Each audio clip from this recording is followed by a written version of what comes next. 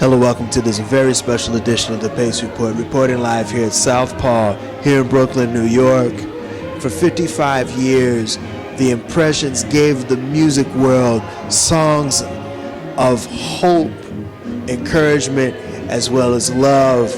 Tonight, I'm going to sit down and talk with two of the founding members of the group, Mr. Sam Goodman and Mr. Fred Cash. We're going to sit down and talk about the legacy of both Jerry Butler as well as Curtis Mayfield, who were also the lead vocalists of the group.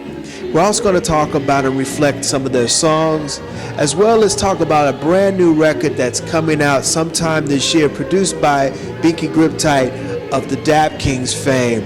So sit back, relax, and enjoy the sounds of the Rock and Roll Hall of Fame group, The Impressions, live here in Southpaw.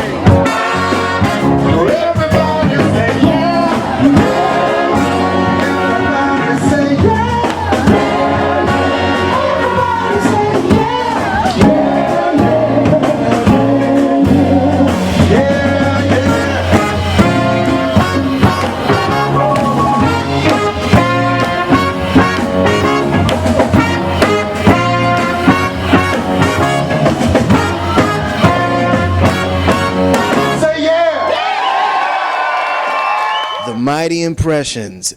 Congratulations, you guys have this brand new record that's coming out, and you have one of the greatest bands in soul music right now backing you guys. You are definitely right. Definitely right. Man, these guys are such great musicians, and we're just so elated to be able to work with Pinky. He was he was the producer on this particular new project that we got coming out, and we just take our hats off to all of those fellas, because they are just wonderful musicians, and they did a great job on this music.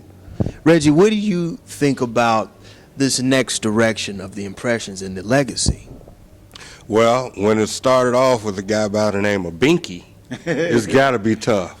I asked him, I said, man, who named you Binky? But he's a bad brother. Yeah. And to become involved in this project, especially continuing on the legacy of Curtis, because the song that we're recording, Curtis wrote, called Homeless. And this song deals with the economic climate of today, someone that is affected by it, you know, guys that you see on the side of the road, or guys that you see at the day centers trying to get a job, or folk at the shelters. And Curtis talks about it. So in that sense, It's a revival of the impressions of old. And Binky has also written a song with the Mayfield flavor, with the Mayfield guitar. He brought two of his own. One is called a Starlight, Star Bright, and another one is called You Don't Love Me. And it has this feel. That's definitely the impressions of the 60s. And we figured, you know, what do we have to lose by going back and recapturing the sound that the impressions were identified by in the 60s, especially since I feel an affinity with Mayfield.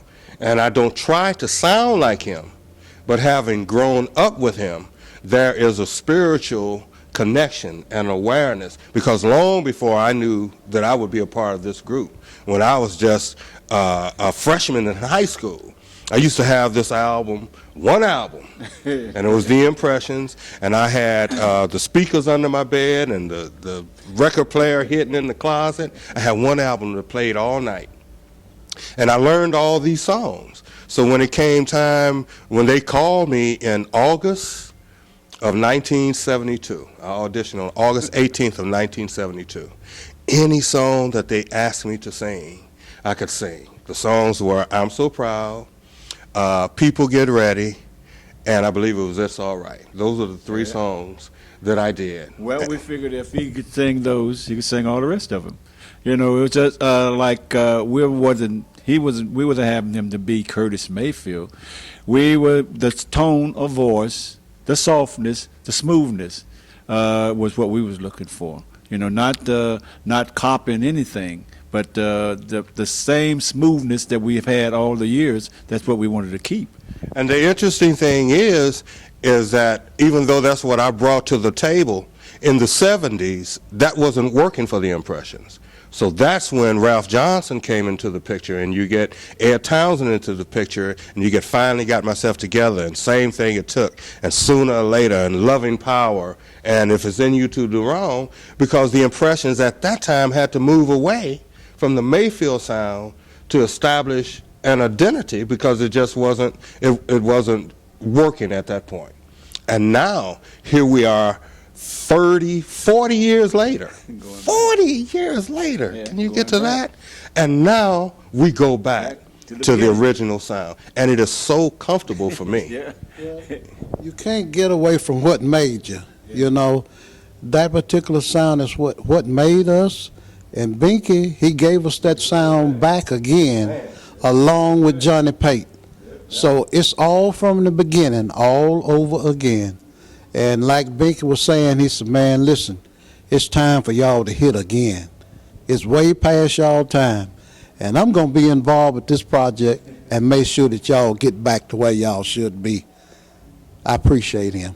But you know, the thing is also is that when you're going back, like, you know, when you look at a record now, one of these records, when they be put out, it'll say, arranged by Johnny Pate.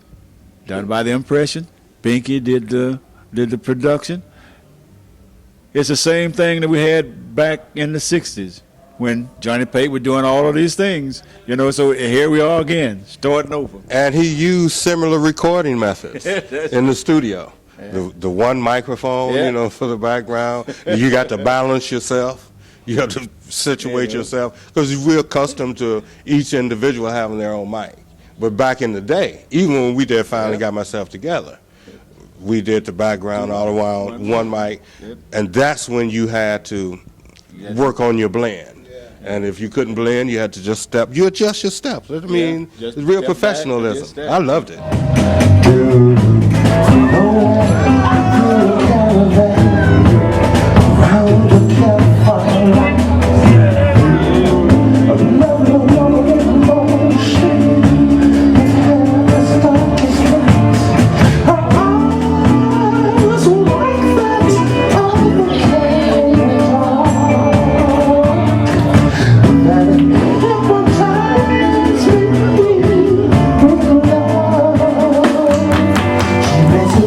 So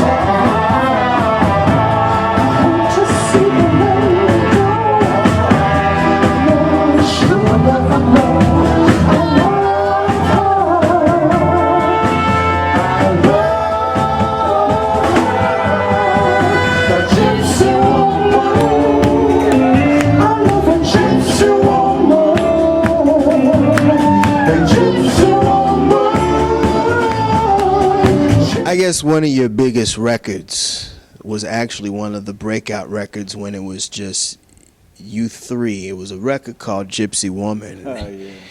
And what was unique about this record is that it had a flamenco type of arrangement to it. And it was a very unique record for a brother to write, but it was also very, very, very romantic. But a lot of people ask, how did Curtis write this song? He said he went to the movies, and there was this movie about gypsies. You know how you see them around this big campfire, and they have all of these big fire, and the lady was dancing around with the castanets and, the eyes. And most gypsies, if you know, they have dark brown eyes. And he said a song came up out of that. He started writing a song. He wrote Gypsy Woman when he was about 12 years old. And I said, 12? Good grief. And that's kind of early for some guy to come up with lyrics and words like that, and he danced around and around to a guitar melody, and that's true because the guy was playing, the gypsy be playing and this girl be, doing the dance around and stuff, which is a great song for us. And I think it changed direction for us. It gave us where that we then just wasn't in one category of music. We could just branch out and do any kind of music. That's what made us so different, and we want to keep doing that.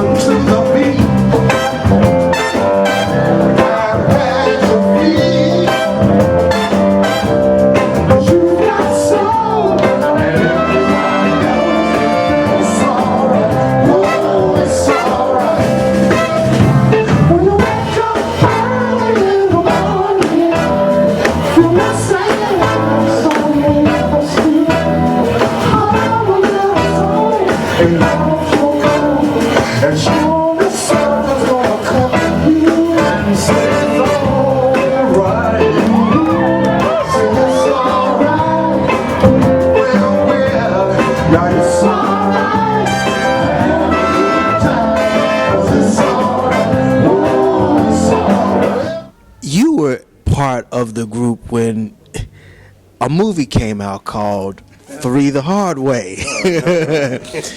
And I think that movie is loved and revered by everybody. And how did you guys become a part of this project? And did you guys ever think now in 2012 that this movie and that soundtrack will still just be as prevalent as it is today? No. Well, we became part of it because Curtis had been successful with Superfly. Yeah. And then he had, I don't know if it came in this order, but he had Claudine, and he had Let's Do It Again. Sparkle? And, Sparkle. So when this project came on board, then he brought in some outside producers. And this was to be the biggest budget, the largest budget black movie ever, with Fred Williamson, Jim Kelly, and Jim Brown. Right. And so it was, for me, especially as a kid, I mean, you're talking about somebody that's in their early 20s, hanging out with Jim Brown and, going out to Playboy Club and Faces and hanging out all night long, then having to show up on the movie set and seeing how they shoot these things, How this really all came about was with Sam. Sam would stay with Jim Brown when he come to town. If we played in a certain city, Cleveland, Ohio, Jim Brown would be there, and him and Sam would hang out together. So when this movie came about, they really wanted Marvin Gaye to do it. But Jim, no, I want the Impressions to do it. That's how we got that movie. That's how we got it. And he took Ralph and I out, and I mean, we stayed out all night long. Had to be on the set the next morning. Jim was there. Jim was right there. 8 o'clock in the morning, Jim was right there. Ralph and I showed up at about 11 o'clock because we couldn't get up. He said, exactly who is a star around here? But it was fun. You know, it was a lot of fun.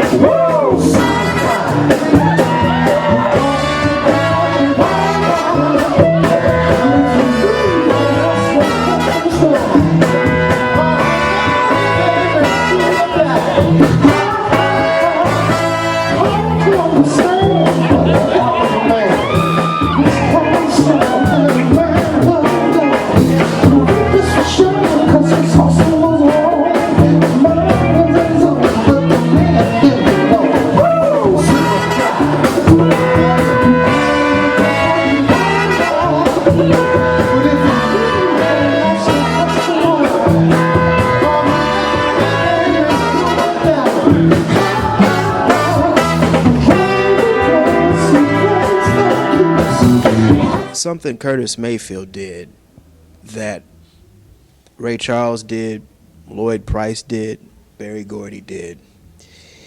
When your contract ended with ABC Paramount, he did something very courageous and bold and started Curtom Records. Yeah.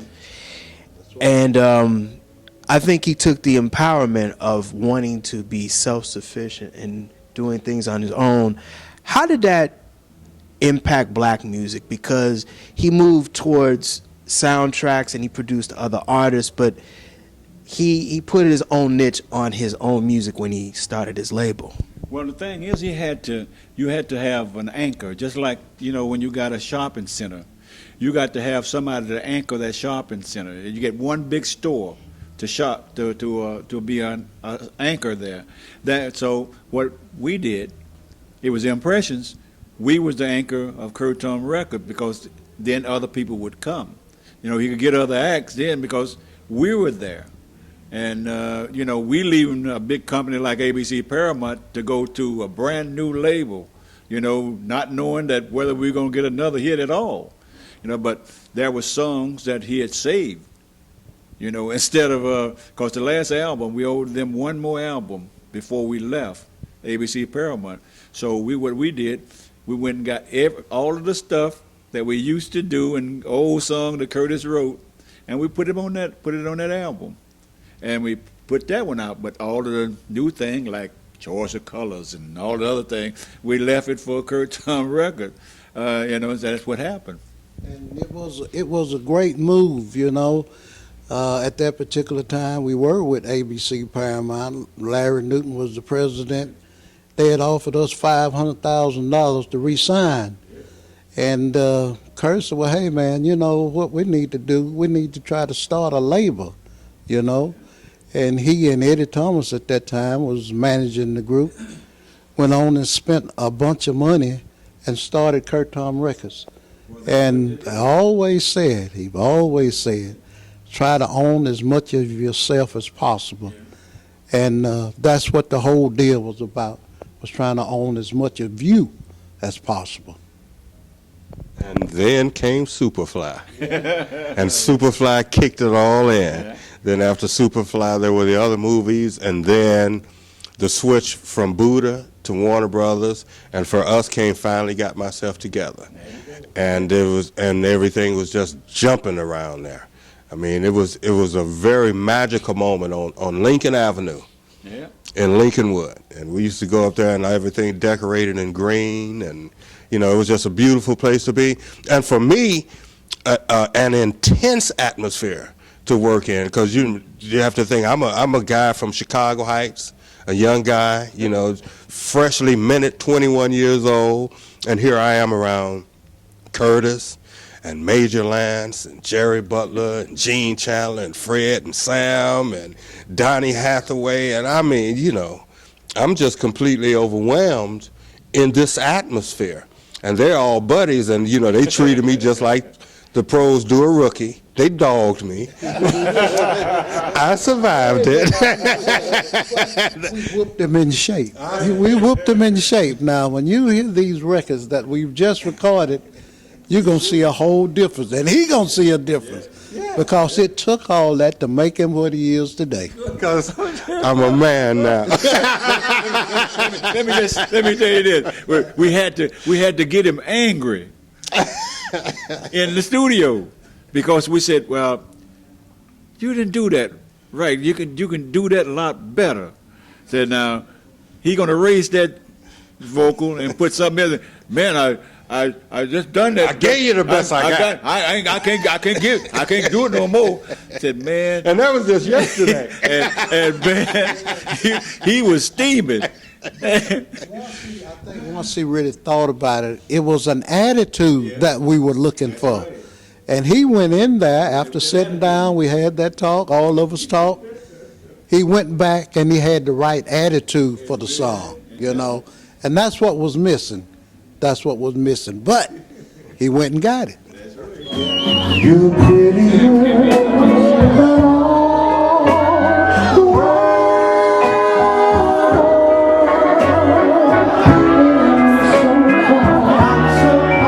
I'm so proud of you. Sure, from those girls.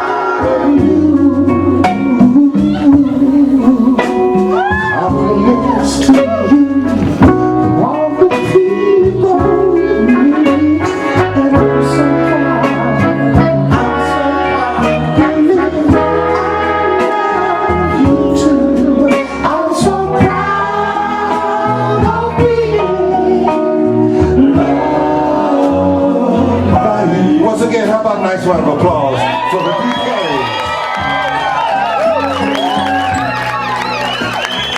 Prettier than all the world. I'm so proud that everybody knows this is probably one of the most beautiful ballads ever written by Mr. Mayfield. But you know what? We didn't like that song. Man, we was in Atlanta at the Forest Arms Hotel. Never will forget it. When the record company called us and said, man, well, we're getting ready to put out I'm So Proud. We had a fit. What? No, you ain't putting that out. We wanted them to put out I'm the One Who Love You, which was an up-tempo song. They said, oh, no, I'm So Proud is the song. Man, that just blew our mind all the rest of that day. I was just upset. We all was upset. They said this is going to be a big record. This is going to be a big record. The record company can make it a big record if they want to, and they did. One of our biggest. Boy, let me tell you something. When we told them, we said, man, why are you guys going to do something like that? We on a roll now. We got a good roll going. Why stop it? He said, well, this record will be a hit. That's the guy at ABC Paramount. And we said, oh, man, we can't stand that song. He said, well, I tell you what. I bet each one of y'all $100,000 that this record be bigger than any record you make. We said, okay. Huge record, you know. Like I said, they had the money. They could make it a hit, you know, and they did. And they did, you know. He called us back and said, now what do you think? We said, well, we got nothing to say. It's a big record. And right now, if we don't sing that song at our shows, we don't sing. You know, I gotta ask you, what was your take when you heard The Main Ingredient do their version, and then in the 80s, you had a sister by the name of Denise Williams who took it and made it a monster hit. I mean, this song has been passed down different generations. But you know what? Have you heard Ronnie Isley sing this song? Man, all those other artists, they did a great job on it. I mean, a great job. But that Ronnie Isley, man, he sung this song like it was his own. That was on the tribute record to Curtis. Yeah. I mean, man, this was just so beautiful. I loved his version of it, you know. But he said it, man, I've always loved the record, you know. And when he did it, you could tell that he did love the record, you know. Great version. But when it really come down to it, they still like the original version of it. You know, when we couldn't do it any other way. You know, if other people do it this way or that way, but when it comes down to just for singing it, it's our way. You know, I guess it's just the original sound of the record, and that's what the people love. And it's a very simplistic arrangement. The little bell. Sometimes people say less is more. There you go. Well, that's another one of Johnny Pate's. That's another one of his arrangements, you know. That's why I'm just so glad, man, that he got involved with this project with us, you know. And I hate to keep mentioning that over and over again, but John is in retirement and came out for the Impressions, you know. So that's a feather in our cap. That'll do it again for another edition of the Pace Report, reporting live here at Southpaw here in Brooklyn, New York. I'd like to personally thank the legendary Impressions for their time, as well as the staff and management here at Southpaw, especially DJ Perry and Mr. Binky Griptite for their hospitality and their time.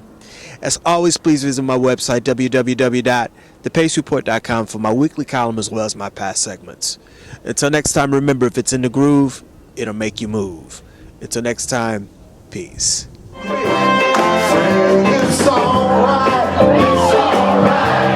Sing it's alright.